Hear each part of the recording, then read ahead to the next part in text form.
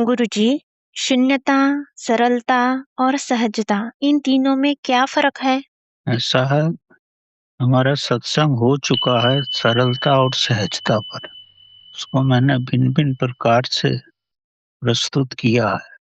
संक्षेप में सहजता वो है जो आपके बिना परिश्रम से ही हो जाता है, स्वयं ही हो जाता है। जैसे आप साँस लेते हो, ये सहज प्रक्रिया है। सरलता जो है वो आपकी मासूमियत है।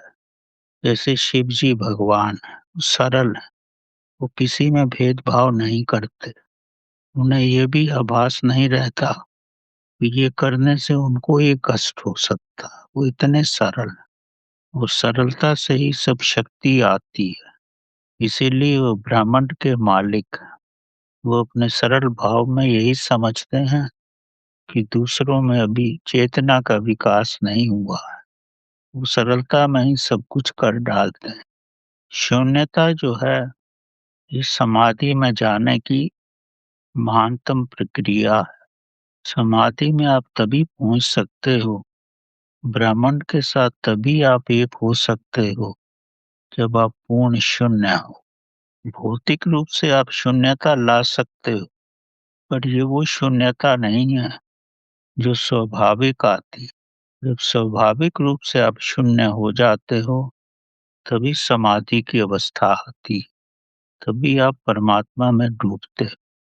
आप परिश्रम करके श्वासों को शून्य कर लेते हो, वो प्रक्रिया है, वो परिश्रम है आपका, लेकिन उससे आप महानतम अवस्था में नहीं पहुंचते जब तक वो स्वाभाविक ना हो।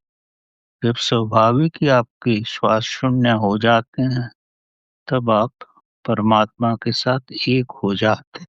जैसे माता अपने शिशु को प्यार करती है, तो उसके साथ एक हो जाती है। उसके श्वास शून्य हो जाते हैं, उसमें विलीन हो जाती है। वो स्वयं श्वासों को शून्य नहीं करती, तभी उसको पूर्ण प्रेम का आभास होता है। तो इसी तरह प्रभु का जो मिलना है, वो आपकी प्रेम और भक्ति से ही संपूर्ण होता है। बाकी जो विधियाँ हैं, वो न्यूनतम स्तर पर ही आपको सहायता देती है। आपकी हृदय की गहराई से प्रभु प्रेम हो, तब स्वाभाविक रूप से ही शून्यता आ जाती है।